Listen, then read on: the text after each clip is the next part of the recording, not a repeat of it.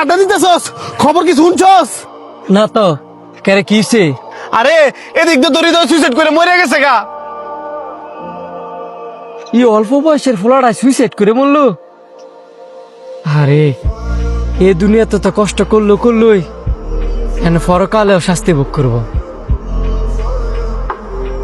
মানুষ যে কেড়ে নিজের ইচ্ছা সুইসাইড করে মরে না রে। হ্যাঁ, নিজের ইচ্ছা সুইসাইড করে মরে নাই, আল্লাহ পাক লিখে রাখছিল সুইসাইড করে মরবো, এই কারণে সুইসাইড করে মরছে। কি কস? আল্লাহ পাক লিখে রাখছে মানে? হ, আল্লাহ পাক যার যেমনি মৃত্যু লিখে রাখছে হ্যাঁ তো এমনি মরবো, এন তো মানুষের কোনো দোষ নাই। তোর বুঝার ভুল আছে, বয়স হচ্ছে ঠিক হই কিন্তু তুই বুঝদার অস নাই। এ হাইতে কি করে? তুই আল্লাহ পাকের হুকুম ছাড়া এক ফোন লড় পারবি? আরে আল্লাহ পাকের হুকুম ছাড়া তো গাছের একটা পাতাও লড়ে না। তোর কথায় আমিও একমত, আল্লাহ পাকের হুকুম ছাড়া গাছের একটা পাতাও লড়ে না। কিন্তু আল্লাহ পাক প্রত্যেকটা মানুষের মধ্যেই নিজের সিদ্ধান্ত নিজে নেওয়ার ক্ষমতা দিয়ে দিছি। তো প্রত্যেকটা মানুষ শুধু কয় যে আল্লাহ পাক হ্যার মৃত্যু এভাবে লেখা রাখছে, এই কারণে হ্যাঁ মরছে। তুই তো ইডা মানুষ, কে কি করতাছে বা কে কি ভবিষ্যতে করব আল্লাহ পাক সব আগে থেকেই জানে।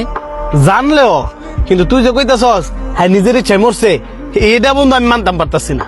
আরে বোকা, হৃদয়ে সুইসাইড করে মরবো আল্লাহ পাক আগে থেকে জানে দেখেই লেখা রাখছে।